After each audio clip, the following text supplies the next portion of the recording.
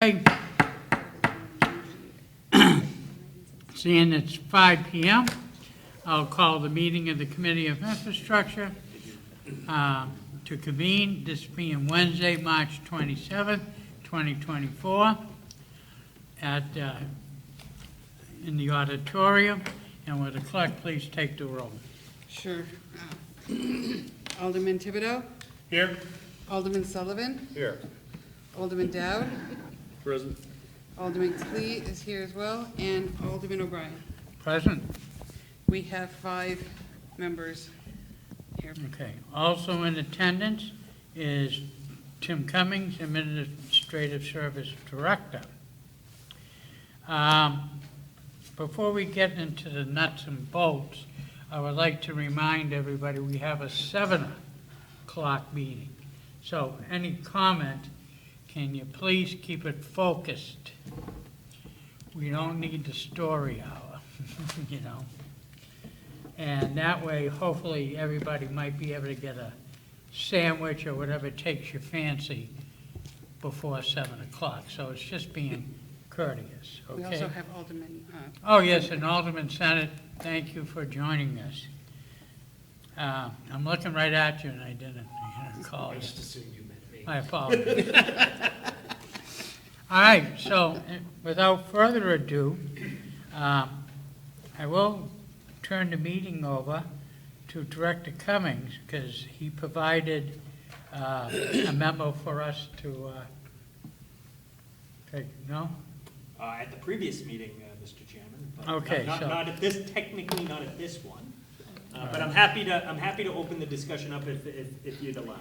I think that's what I'm asking you to do. Thank you. So first, for the record, I want to just take a moment and recognize and thank Andy Hill, the city's parking consultant, for being here this evening. We also have Matt LeBlanc from DPW, parking with Jill Stansfield, and then Director Liz Hannum with Economic Development. They're also with us to help guide and facilitate this conversation this evening. So the way I see tonight unfolding, and again, just as by way of background, this is not like your traditional meetings at the subcommittee level of the Board of Aldermen. This is a working group meeting. For those of you who are newer to this, this is something that we do where the conversation is a little bit more informal, and it's something that we do to help develop and guide what ultimately tends to be public policy that may or may not develop from these conversations. And so the thought process tonight is, at the first working group session we had more of a structured type meeting where we set the table.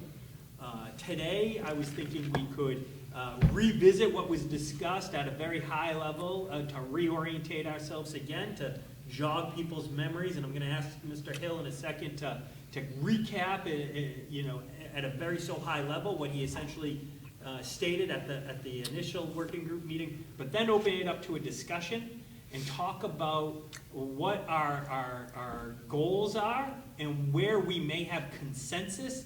I have the whiteboard here. My thought is I will whiteboard out where I hear common themes, and ultimately see if there's a structure that we can put in place as we focus solely on the conversation of overnight parking and what is the city's program and public policy as we move forward on this very specific topic. So, Mr. Chairman, if that's okay with you, that is how I envision, the next hour to hour and a half unfolding. Go for it. Sounds good. Excellent. So, before I hand it over to Mr. Hill, are there any questions? Just one, and it's a statement. I do want people, Aldermen, to keep in mind, our hands are not tied to overnight parking. We're trying to provide a courtesy. And keep in mind, Alderman Sullivan and I, we don't have a big problem in Ward 9. So it seems to be the downtown wards. So it's a very small group. So I'm going to hit on that in a second after Andy Hill does his overview, because the very first question I think needs to be addressed is whether we're taking a citywide approach or we're taking a more limited approach to this conversation. You know me, hitting it on the head there, Bucko. All right, very good. Well, Mr. Hill then. Oh, Alderman Dowd. Just FYI, when you come off the highway up on the Broad Street coming from north to south, there's a sign that says there is no overnight parking in the city of Nashua. I don't know how many of those are posted around the city, Well, but actually, parking manager Jill Stansfield could actually answer that question. Those signs are posted every entrance into the city. Per ordinance, we are compelled to disclaim that that is the current policy of the city of Nashua. And so about 5 years ago, we made a concerted effort to make sure that every single entrance into the city of Nashua, there is a sign. Good, Mr. Hill? Okay, so when last this group met, one of the things that I had left behind was a 2-page memorandum, which basically encapsulated the 10 components that go into successful on-street parking permit programs. And you could almost use this as a checklist to guide your conversation today to make sure that as you're putting together policy, you've addressed these 10 questions or 10 components as you go along. So number one is just making sure that this program has a clearly defined purpose, objectives, and some way to measure whether it's being successfully executed or not. Number two is making sure that there is some sort of mechanism in place for the public to participate in the design or initial development of the program, some sort of feedback loop. Very critical, make sure that you're balancing supply with demand. Do not issue more on-street parking permits than you have on-street parking spaces, or to do so at your peril. Make sure that as you talk about people entering the program, that there is clearly stated qualifying criteria for participation, so people know who can and cannot apply for a permit. And there are clearly stated parameters for who is going to qualify to actually receive one. By the same token, you want to make sure that your program allows for equitable access and participation without allowing for abuses.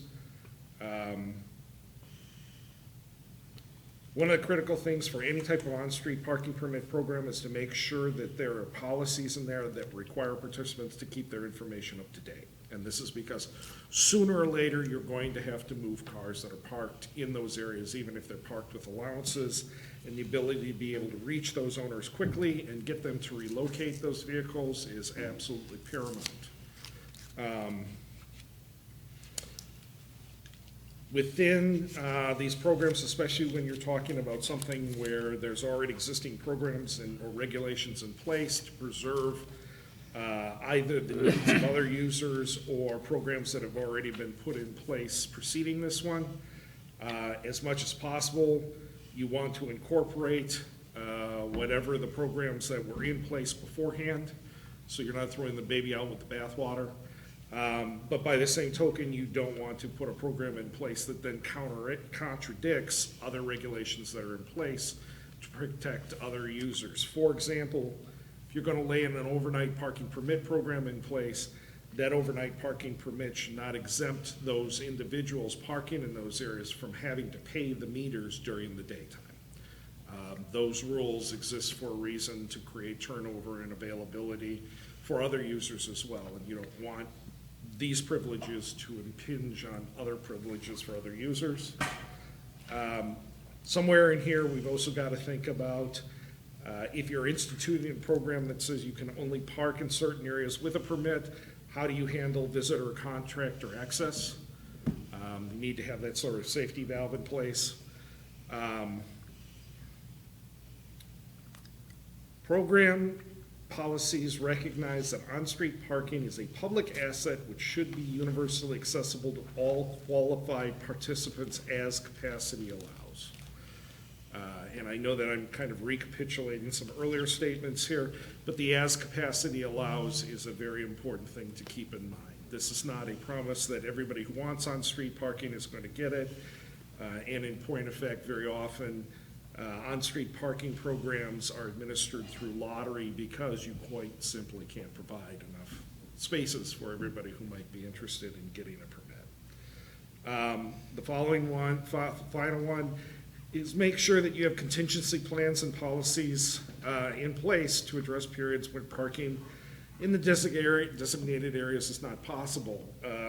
3 years ago, when I first started talking to folks from DPW, started talking to people from the fire department, started talking to folks from police, and we started getting all of the specific concerns and geometrics that were involved in accommodating those vehicles. One of the conclusions that we came to was when we were doing trash pickup, that is one of those times where the rights to park overnight in these areas, even with a permit, may have to be rescinded for a 24-hour period to allow for that trash pickup.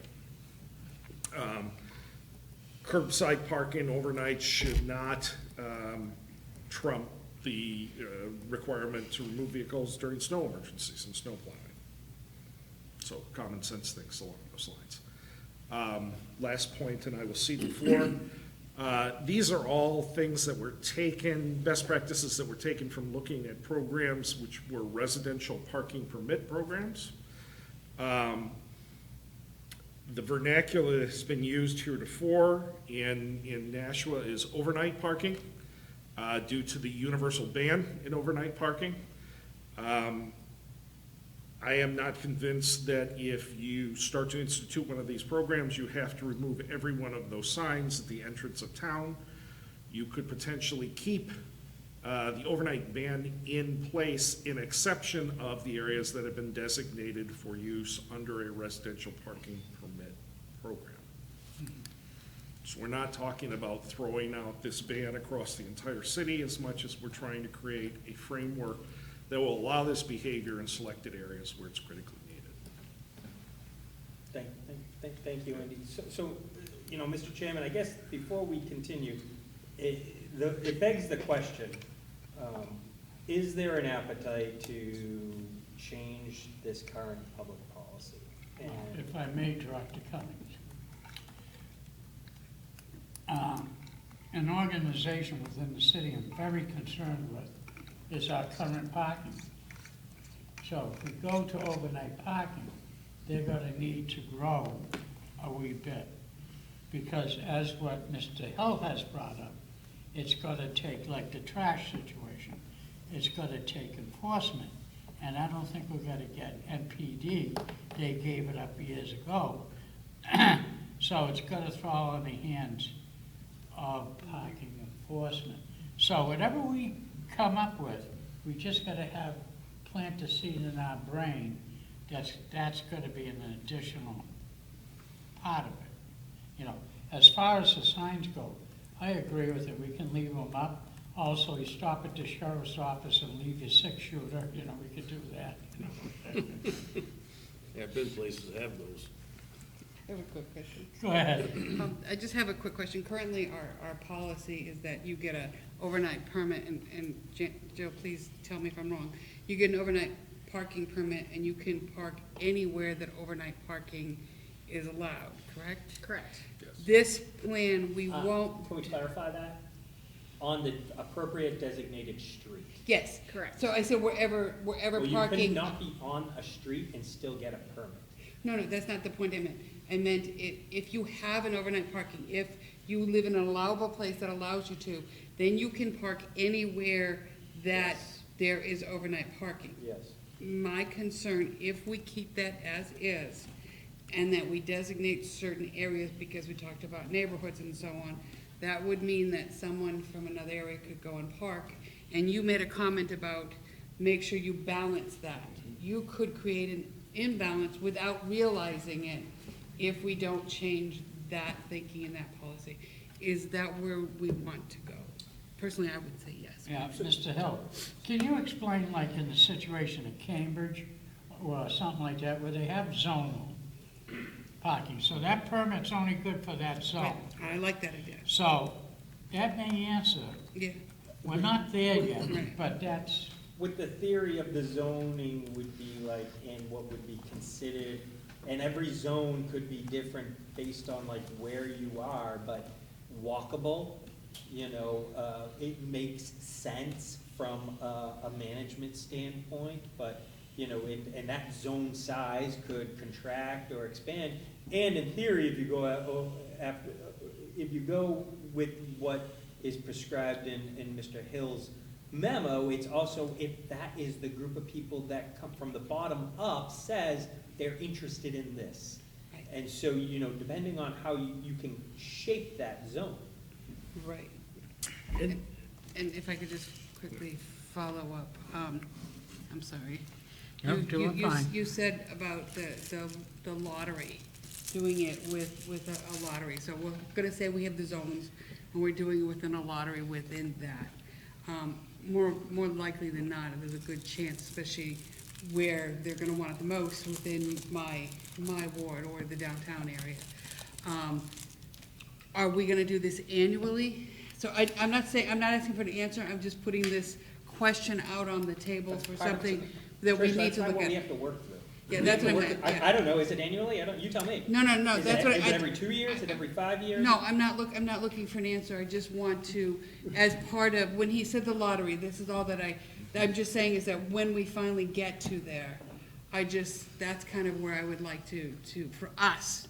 And I'm not asking, like I said, I'm not asking for an answer now, just that when we get to that area, how is this going to work? You said to make sure that you had clear, precise, and the minute I heard lottery, I thought, okay, what happens if someone gets it? And in my area, we do have a lot of people that move every year, so would my area wanna do an annual one, and maybe another area would do it every 3 years? But that's part of the disconnect here, and I want to kind of Okay. work through this disconnect, because you're saying, and I don't mean to say No, you no, per no, se, that's okay, but I want it's to say, there's this lobbying of this idea of like, you tell us the answer, and yet some of this is, you need to actually tell us. I have no problems telling you the answer. So this trust me. needs to be driven by what it is that, as a policymaker, Right. we can implement what you like or what you dislike, but, you know, we can tell you, hey, you know, 1 year might be too ambitious because we're not gonna be able to staff that. Right. But you may also be saying, like, listen, 1 year is not enough, we need it to be 2 years, 3 years. But like, we need to have that level of dialogue, and so we're not sure what the answer is for a lot of these questions.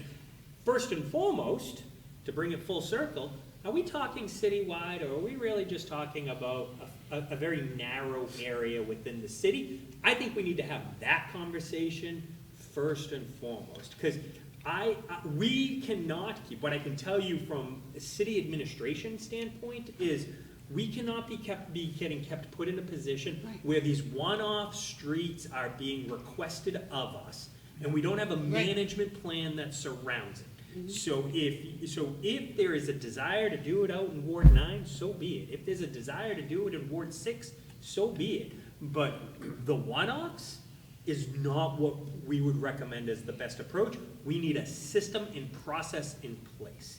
Well, if I just may make a comment, and then I'm gonna let Alderman Sullivan ask his question, because I've taken too much time, but let's get it very clear. I've never wanted a one-off. I've always wanted exactly what you mentioned, and. When you say what you mentioned, you mean referring to the Hill memo? What, the No, but recommendations? what you just said then. Okay. That's what I said. So I've never wanted a one-off. I've never put in to ask for a particular street, or anything like that. I've always wanted to have a policy that Mr. Hill is talking about, which you've been Okay. trying to work on. And I have a lot more that I want to say, but I tend to take over, so I apologize. Yeah, Alderman- well, before Alderman Sullivan, my suggestion would be, don't bite off more than you can chew. We should keep our first dance, keep it small, a geographic area, perhaps maybe a ward, that we can find out what works and what doesn't work, and it'll give us a target. Can I understand what you're saying a little bit more? Let me tease out what I think you're saying, and I'm Yeah, just gonna use an please. example. So maybe looking at Ward 4, Ward 3, to test out some of these ideas? Correct. Okay. Okay. Yeah, okay, Alderman Sullivan, who's been patient, and I thank you. You're welcome. I was actually going to recommend a crawl, walk, run approach as well, but I wanted to find out from the parking study, you reference a lot of different cities. Where a city that stopped overnight parking and now we want to start it up again? Any kind of, experiments from other cities that said, okay, we had it, then we didn't, then we had it again. What did they do? How did they implement it? Because I'm in favor of that. I'm in favor of the crawl, walk, run. I don't know if it's a whole ward, maybe it's a half of a ward, to give you, to allow all the processes and how people apply staffing to make sure that you can ticket the people that don't obey, and just test it. So that way, when it does go to full-blown, 100%, whatever that looks like, that we have the systems and processes down. But again, back to my first question, can you reference any city in your studies and in your experience that have done what we're doing? Two, Right off the perfect, top of my head. great. One of them successfully, one of them not successfully the first time, but are getting ready to take another bite at the apple. Okay, The one that has been most successful was Telluride, Colorado. I was actually there last week. They have 6 different wards. It is a classic case of how municipal legislation gets made. There was lobbying in one neighborhood, 6 different zones. There was lobbying in one neighborhood. That was established in that neighborhood initially because those neighbors were the most vocal. And then neighborhood 2 looked over and said, we really like what they're doing, and there was a new zone created that way. There are now 6 zones surrounding the entire downtown core that they're now actually starting to migrate toward the thought of unifying into one singular zone because they realize that the walking distance across the combined zones is 5 blocks by 10 blocks. So it is a walkable area. But they started kind of in the same place you were, in that they had gone with a universal ban on overnight parking, primarily for snow removal during the winter. And then there was enough hue and cry that they were willing to start getting into a managed permit program. There was a great deal of hue and cry a couple of years ago in Portsmouth, in the Islington neighborhood. They did go through a complete structured program. From everything that I've seen and studied, it was actually a fairly effective program in meeting its goals and objectives. But ultimately, they lost political will to go forward, primarily because the participants in the program were really looking for a program that would guarantee reservation of the space directly in front of their domicile, and the city couldn't make that work for them. Not just that city, but any city is not gonna be able to. Good, Alderman Sullivan. yes, sir. Alderman Dowd. Yeah, I'm sort of in favor of the zone, because I'm not for overnight parking citywide for a couple reasons. One is in Ward 1, 9, 2, and maybe others, there are houses that you can park 4 to 6 cars in the driveway and 2 in the garage, I mean, how much parking do they need? And the other thing is, one of the most important things is when downtown in the areas where we allow some overnight parking, we have these flashing lights that say we got a snow emergency, because there should be no overnight parking anytime there's a snow emergency, because we can't plow the streets right. I'm sure you agree. As far as the trash pickup, that's usually a time limit, so you could put signs up that say, hey, on Tuesdays, every week, you can't park after 6 o'clock or 7 o'clock in the morning, because we start that early. I don't know what time they start. If we allowed it throughout the whole city, how are you gonna notify people in Ward 1, Ward 2, Ward 9 that there's a snow emergency? You gonna have those blinking lights all over town? Now you get an expense. So, I think there are areas where overnight parking should be allowed, because there's just, we've allowed development to a point where our zoning laws cause this problem.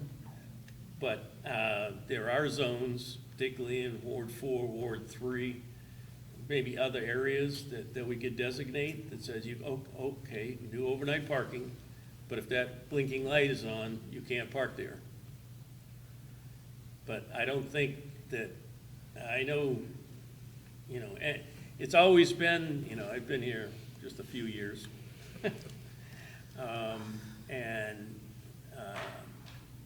If somebody needed more than the spaces they have in Ward 1, Ward 2, whatever, all they had to do was call somebody and tell them, hey, we're gonna have a guest and they're gonna be parked out front on 1 day, 2 days, and the parking administrator said, fine, we won't ticket you. And, that worked. At least it's worked for since I was driving, and that's a couple of years ago. Yeah, that's the current policy, correct. Yeah. Alderman Thibodeau. Your comments regarding the winter ban, isn't that what's in effect now? Yes. Yes, but, So if it works now, would it not work well, then? the question is, how do you notify people in the outer, like in Ward 1, Ward 2, Ward 9? They're not gonna know there's a snow emergency, because, How do they know now? well, the people downtown, because there were blinking lights to say, we got a snow emergency. It's on the poles. Could we potentially use the? You may. Okay. I'm I sorry. was just gonna say, emergency management has a GPS, geofenced. They could text everybody within a certain area. Yeah, I got a text. Yeah. Yeah, what they So do. Yeah, Matt exactly. can speak to the communication Right. that actually gets We out. get an emergency message. Yeah, a lot of times it's the emergency message. Lauren Byers, our communication specialist, a lot of times just puts it on blast, social media. And then once we know of this said snow emergency, you guys are 100% right, we have the flashing beacons that we set off by hand. And usually, we try to do that earliest possible. But again, you're talking main points, inner city, out, but like we're talking, it's not on the outskirts in the Ward 1. Do you need a snow emergency when you're doing the brine? No. That No, we doesn't try- affect we- cars if you get splashed on? So, and I'm hearing some terms being tossed around right now, and I just want to make sure we're all at the same understanding. So when I hear the word zone approach, I am translating that in my mind to be Andy Hill has outlined a very specific methodology to a zone approach. And I want to make sure that that's what folks are thinking in their minds, and that folks understand that. And so I guess I want to clarify that. Alderman Clay. Am I correct by, I use zone or neighborhood kind of, it's that walkable area within a location that people who live within that can park within the designated overnight parking areas. So you actually put, whether you want to call it geofence kind of type thing, or of some say, all the streets within this area can do it, and so on. That's how I define zone. Is everybody else? Okay. Okay. Next, I want to welcome Alderman Sennett. You're awful quiet over there. I'm just taking it in. Right? So you're all set? Feel free to raise your hand. Alderman Thibault.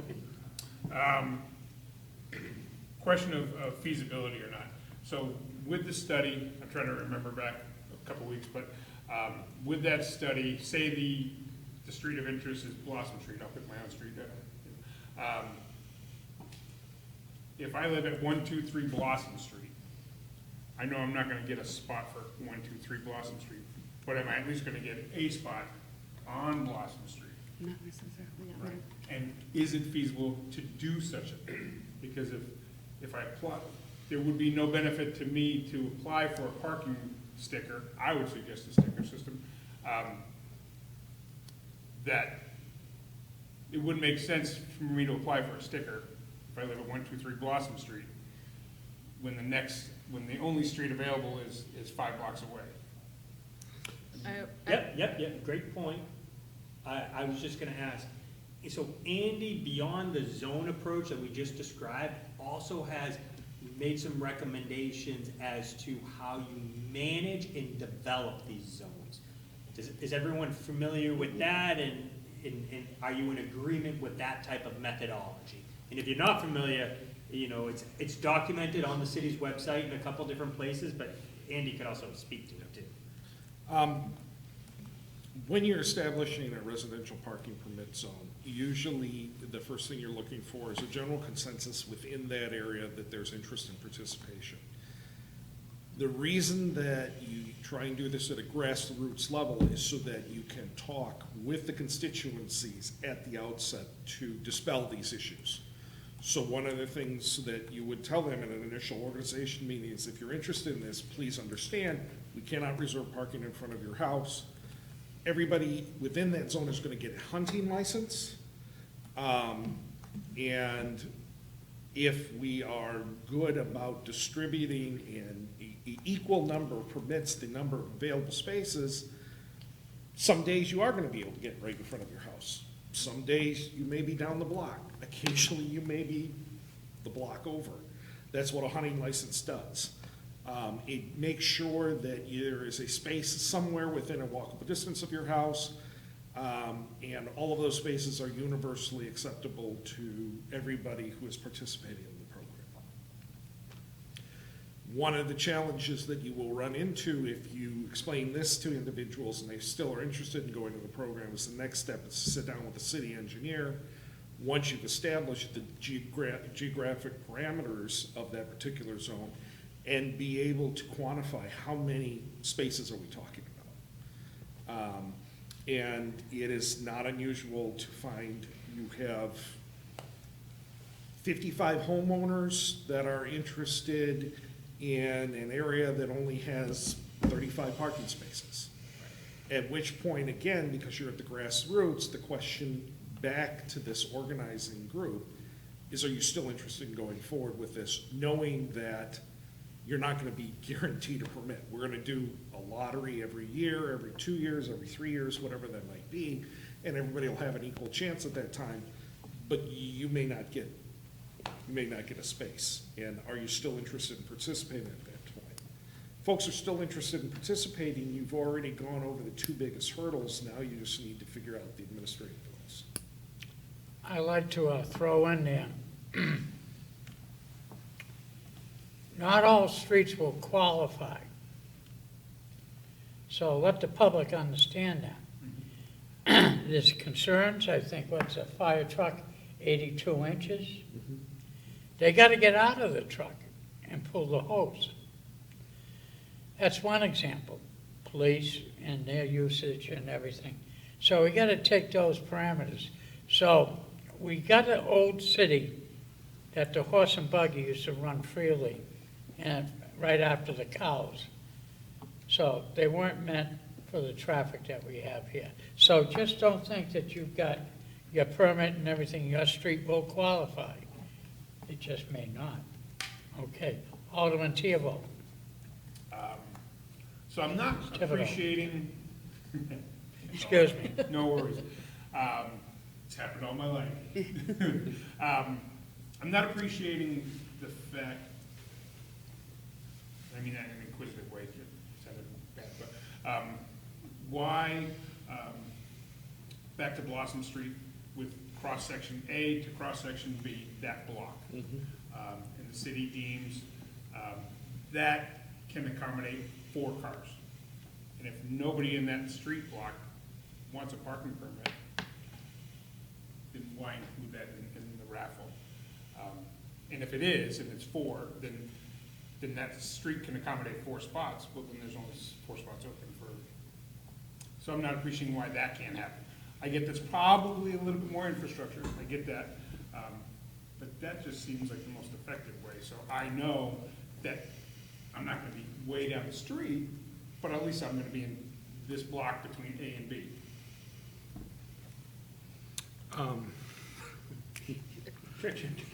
This is a question Trish asked. Yeah. About 2 years ago. Yeah. So the situation in like French Hill, okay, they have high density of people, more cars than they can handle, okay? So For instance, we have certain, right now, they can live on one street, but there's not really necessarily parking on that street. But because there's no parking on that street, and because of the type of apartments that they have, they actually can get a parking permit, but there's no way they could even park on that street.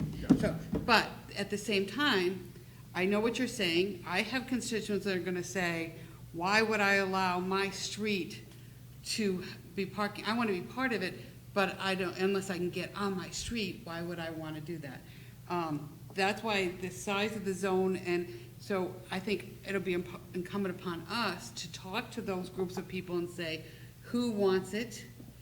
Kind of put out the blanket, who is it that want it, and then work with our engineering people and public works people in saying, how can we create these little parameters that are going to accommodate these people? The problem that I see is, you mentioned Blossom Street, so whether it's Maywood or Blossom or whatever street it is, you're gonna get that phone call, like I get for Toll Street. I have a parking permit, overnight parking permit, and I can never park on Toll Street because everybody takes those 2 spots. You know, so that's what could potentially happen. So it's our job to let our constituents know, if this is something you really want, you may have to walk within that, however it's set up, that parameter. And if, like Andy said, they don't want it, then either they're not in the lottery. Now, the question that I had asked before was. They're not in the zone. The question I had asked before was, okay, say we take Blossom Street, and Blossom Street has like 10 parking spaces on it, but none of your people want parking on it. That would not fall within the zone, correct? So, That would be the question that I would ask. so, and again, the question, this begs a bigger question, how do you want to design this? If you have a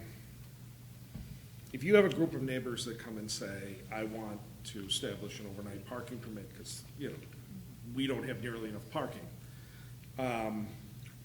they're going to, potentially you are going to work with them to establish whatever the geographic limits of that are, which could potentially include, in this case, Blossom Street.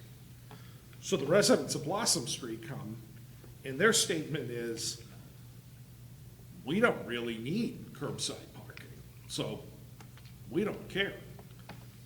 That's probably the best possible outcome you can have at that point, because now you have folks who are willing to participate in the program but not necessarily have a lot invested into that. The bigger issue you're gonna come into is people who will get into an 8-block area and all of them want a space. I disagree. Or Yeah. what you may have is some people say, and I'm gonna use Blossom Street as an example, and I am by no means saying that this is their sentiments. We don't want it. I don't want anyone parking in front of my house. That's what you're gonna see. And there's gonna be a concern of whomever it is parking in front of their house. Not only are they saying, I don't need it, then they're also gonna say, I don't want anyone else in the zone parking on Blossom Street. And so now you have a zone that carves out Blossom Street. I'm gonna just tell you, without even speaking to parking manager Stansfield, that's not gonna be something that we could manage. Like, that is gonna be we can't do that. That's like a non-starter. But and I'll give you an example of real life, where this is in the city of Nashua, is Arlington and Charles Street. So depending on where and whom you talk to in the Arlington and Charles Street area, you will literally get that exact conversation.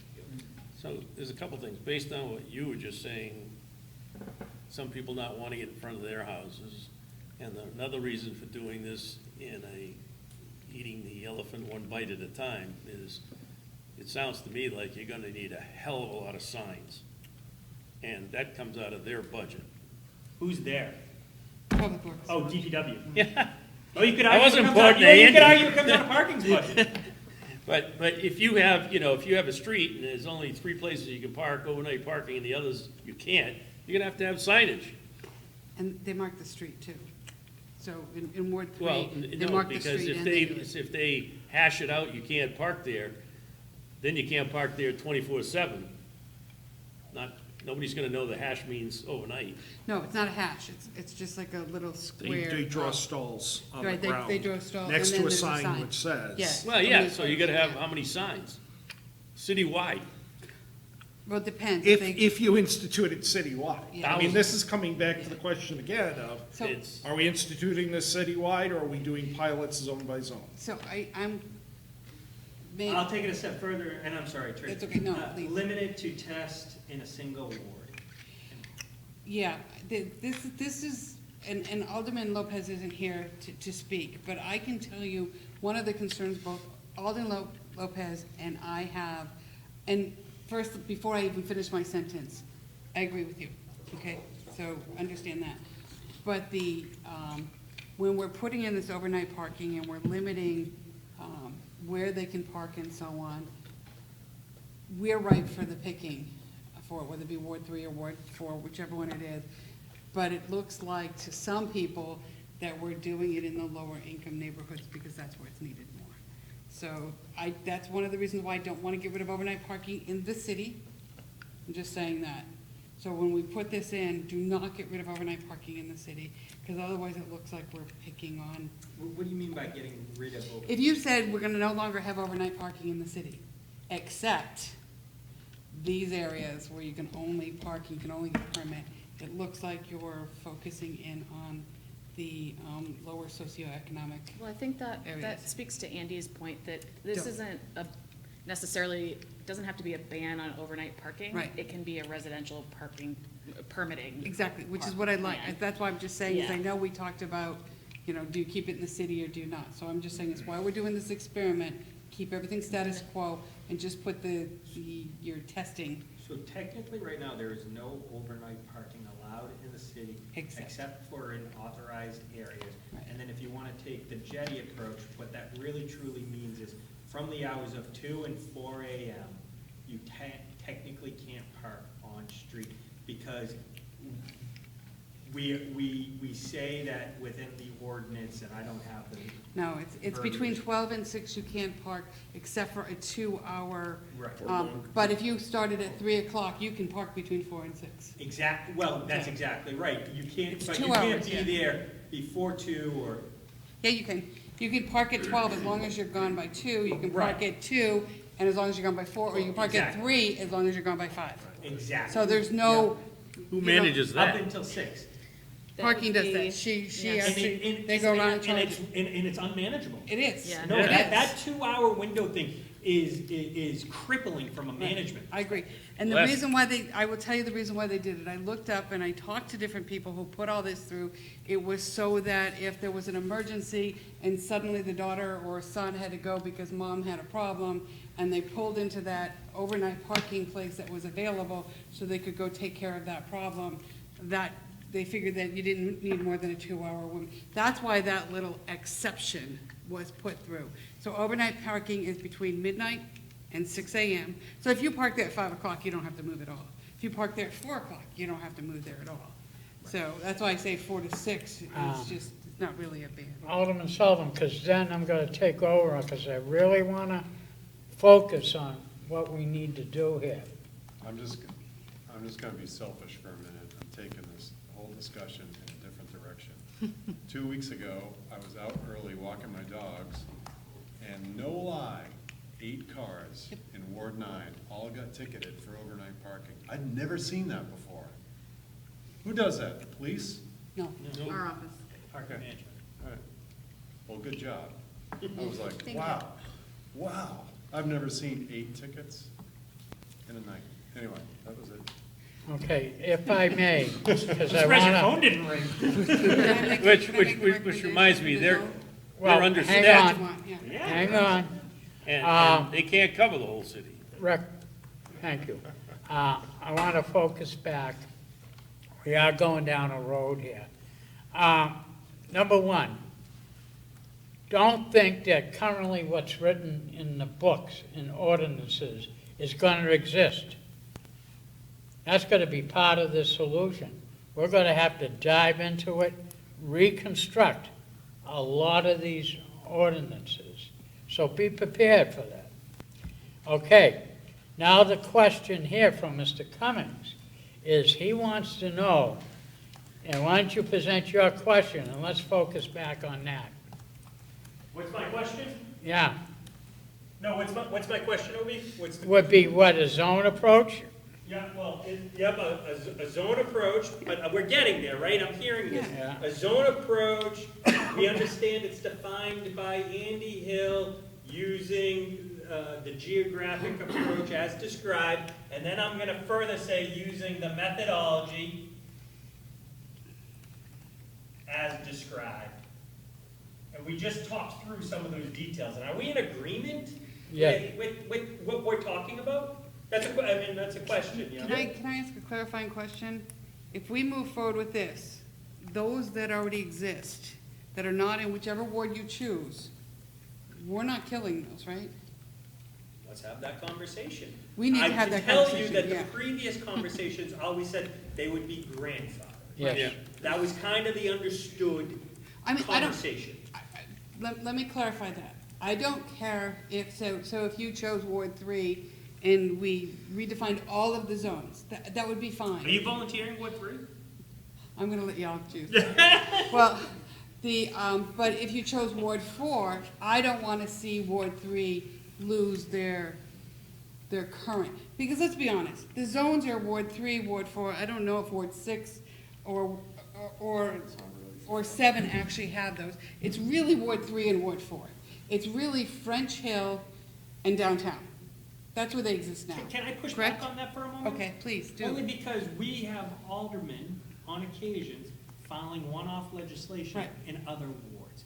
And so, and I know this is gonna be an ongoing conversation, and that's okay, but we need, under your theory, we need to then have some agreement that, yes, it is really gonna be just in this centralized area.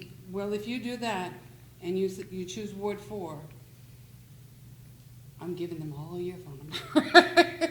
Because if all these people suddenly on Toll Street and Lock Street and Lowell and all that suddenly lose their ability to have overnight parking, we are going to create chaos. Why I don't aren't we know that- limiting it? I don't think we're eliminating anything. Well, that's all, that was the We're question I adding. asked. No, Yeah, no. This would be an addition. No, Yeah. the question I asked was, if you decided you were gonna do this approach in Ward 4, nothing in Ward 3 is going to change until you actually started going into Ward 3.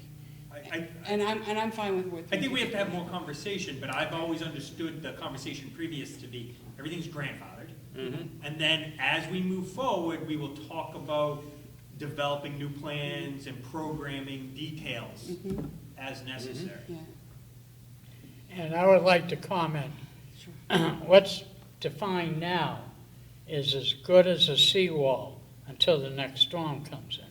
That's true. Yeah. And so it's fluid. Just because you agree to something doesn't nail it to the floor. Yeah. Okay, we gotta start somewhere. Okay, and that means, is the question before us?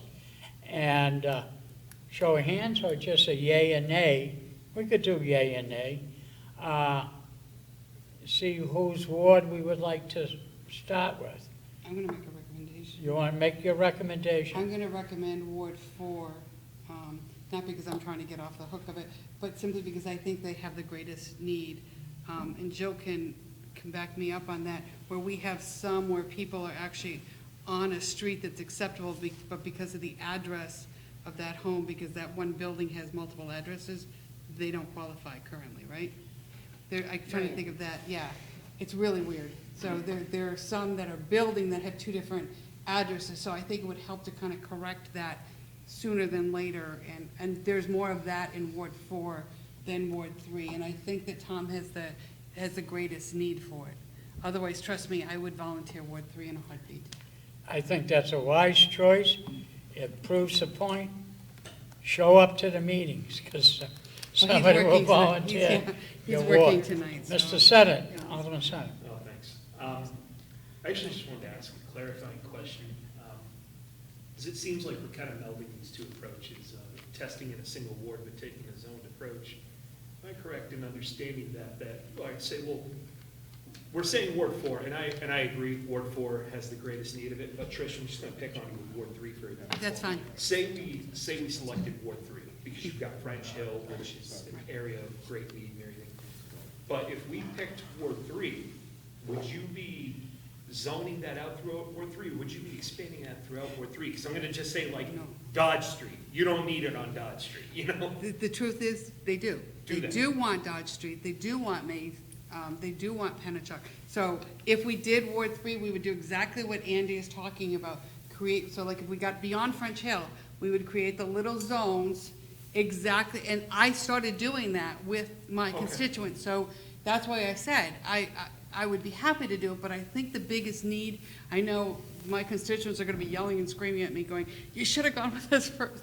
But I think they have the biggest need because they have the most dense and problematic ability to be parking. So that's the only reason why I I said. should have said Rancourt, but I didn't Yeah. know if that was still. One more, Andy? one more question, because we are in the voting mode, and that's Alderman Sullivan. Yeah, I was just gonna offer up that if we're taking a vote on Ward 4 or Ward 3, I gotta tell you, I don't feel comfortable saying a yes, only because I think I would want Alderman Lopez here to speak to his ward. He didn't know that this discussion was happening tonight, that we were gonna make choices. I think that we should let him speak to it before we pick it for him. That's my only, so if we're gonna say, are you in favor, I'm just gonna vote no, because I think Alderman Can- Lopez should speak. Can we modify the request, the motion to say we're recommending Ward 4 unless the alderman of that particular ward feels it's inappropriate, and then we would put in Ward 3? Yeah, Would you feel comfortable with that? yeah, I'm okay with that. You understand what I'm Do saying, we need to make though? a decision tonight? Because this is not going to be administered Okay. anytime soon. Yeah, and So- it's floating. We do not have the staff Right. right now. Where we have proposed, or will propose in the budget, adding a lot of staff, but the recommendation for the additional staff was did not include overnight parking, and so we might have to revisit that at the budget as well, Okay. if we're gonna try to administer a Just pilot Good, program. good point. Alderman Dowd. Clarifying question, if we select Ward 4, there are still streets in Ward 4 that can't have overnight parking because of fire trucks and other reasons. That would have to work in. So that stays.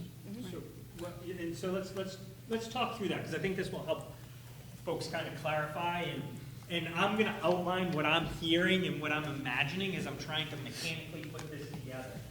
And all of this is subject to discussion. And so, in theory, Ward 4, and then once Ward 4 is decided, then we move more over to, it's the zone approach.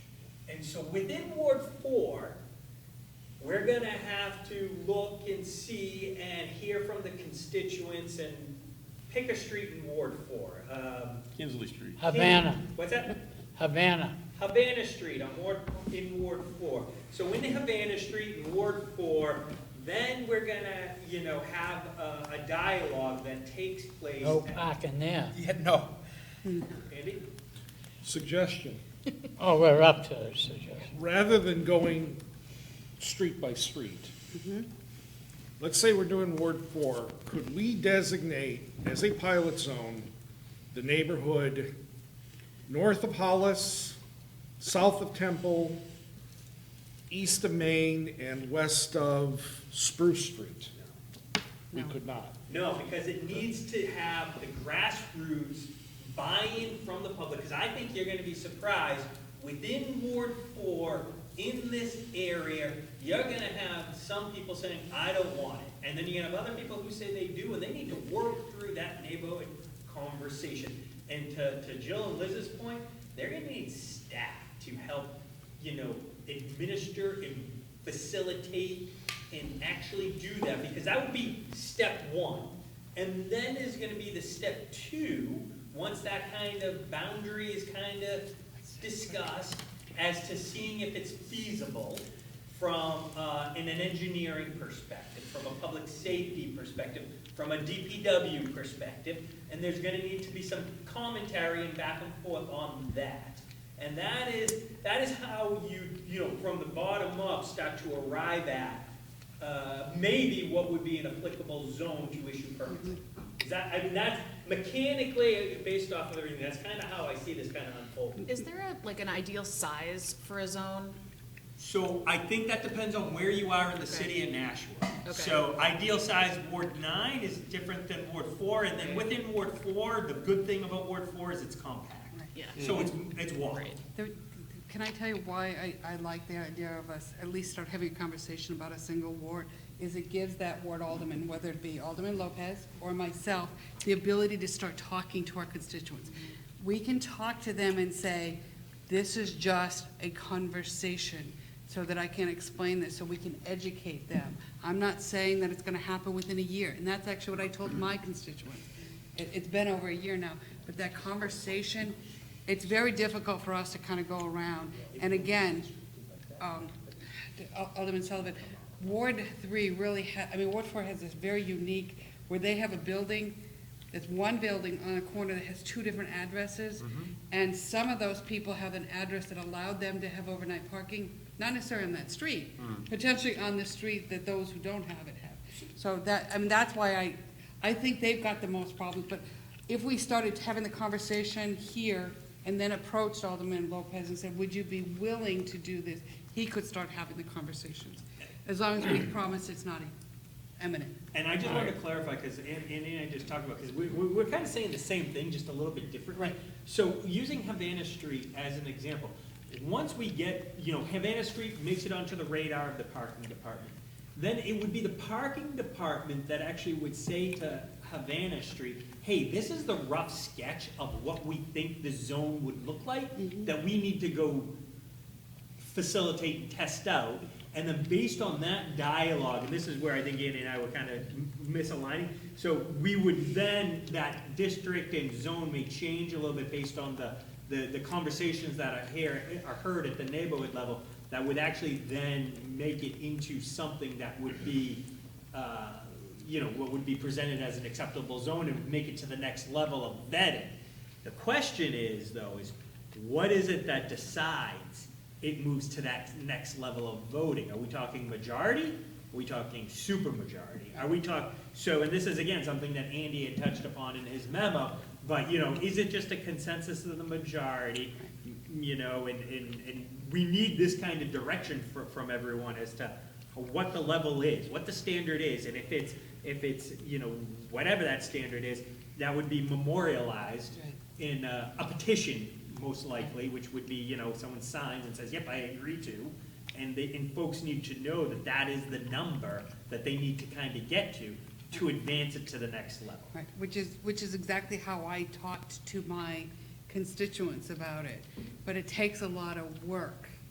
And while you guys are gonna build the zones and so on, it's the aldermen that are gonna be talking to their constituents.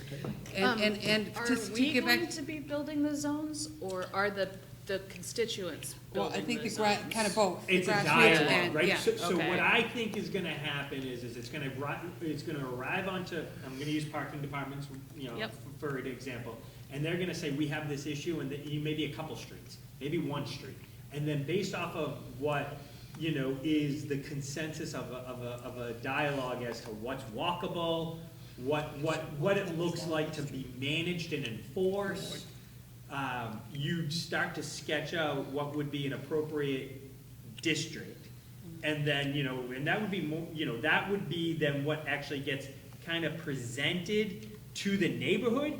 And the questions asked is, do you want parking? And again, it's an iterative process, because you may have a district a street on the outskirts that says carve us up.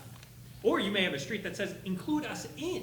And that's why that dialogue is really important. But you just start with a first draft. You go through that exercise before you finalize. Okay, then All right, we're please still in approve the the voting. additional staff. We're still in the voting administration of this mode. sounds And sexy. the question Yeah. before us is starting off in our first ward. And the Sullivan motion is, we're gonna start with Ward 4, pending an agreement with the Ward 4 alderman. It's really the Clee amendment. Yeah. Yeah. Can I? We could put your boat down. Let's, Okay. Jill has a comment. Yeah, Could we possibly look at, there is some recommendations to the existing plan right now that really need to be worked through. Okay. We do have, for example, one area where there's someone who gets 8 permits a year on a street that fits 8 cars, so the rest of the neighbors are pushed now to other streets. most certainly we can, but that's a separate question right Yeah, now. that's exactly right. That's a programming management level type of conversation that we will get there, because it's more than just that. It's, snow emergency, what are we doing? Trash removal, what are we doing? Like, we need to have clear understanding as to, what are the programming parameters? Okay. There you go. That's exactly what we're So doing. we're up here. We're up here, and then we're gonna Work our eventually way. get to here. Yeah, okay. Yep, there you go. I mean, we're also gonna have to talk about, is it the owner of the property that gets the permits, or is it the individual who's renting it that gets the permits too? All those conversations have to be had. Because sometimes some of these properties only have 6-month leases. And if we give it to the person and they're gone, then no one can get another one for at least 6 think months, we or just made a depending on decision. how. Move the question. Yeah, we're in the voting mode here. But we can still do. So, So the question no, was. no. Yeah, No, just, toward 4. Ward 4, and pending the approval of the Ward 4 alderman as well. Can you vote in a work session? Yes, we You can. Oh, Public meeting. okay. Yeah. All right. All those in favor signify by saying aye. Aye. Opposed? Motion carries. So we got one thing done, surprisingly. I heard All from right. Alderman Lopez. Yeah, what did you, throw me under the bus? Nope, I asked him. His answer is, would you want it to be Ward 3? We already have more parking, you might have more need. I'd imagine he'd be very conscientious about it. All right, Mr. Cummings, Yes, sir. while we have everybody's limited attention, you have something else? Yeah, so I think that's good that we've made a step in the right direction, and I think Alderman Sullivan kind of, talked a little bit about what I'm trying to do here is it's a why, right? So we're trying to narrow this, and so if we're in agreement that we're gonna test it, Ward 4, using the methodology and the as outlined and defined by the Andy Hill memo, and that we're starting to move in a direction where we can have some of these more tactical conversations, because it sounds like there's consensus. Sounds like we're in agreement. And so we should, if we could, Mr. Chairman, what I would like to do is outline a draft to you of some of these programming and resource needs for the next working group session, so you can have a conversation about whether you're in agreement with how we're gonna need to tactically structure the program and resource. And that would cover things like, and I'm gonna put some things out there for conversation purposes, like during snow emergencies, on-street parking in this test area would be suspended as a part of the program's rules. It's gonna talk about developing a permit fee that would cover the costs of the implementation of this permit program. And so, and that's all gonna be for discussion. So that's, again, Mr. Chairman, that's how I kind of see this evolving to, as we try to narrow it down, so we can have a clear understanding of what we're talking about, because ultimately, we're gonna have to put legislation together. one other clarifying question. We're only talking residential streets, not streets that are 100% commercial. Right. Well, yeah, we Right now, we're could. talking about Ward 4. Yeah, And I haven't looked at Ward 4, but, mostly I residential. would think it's mostly residential. Alderman Sullivan? Mr. Hill, so now that we're working our way down the funnel, do you have, just to, what Mr. Cummings just said about, okay, these are all the things you should start to consider, questions you should start to answer. And then you mentioned legislation.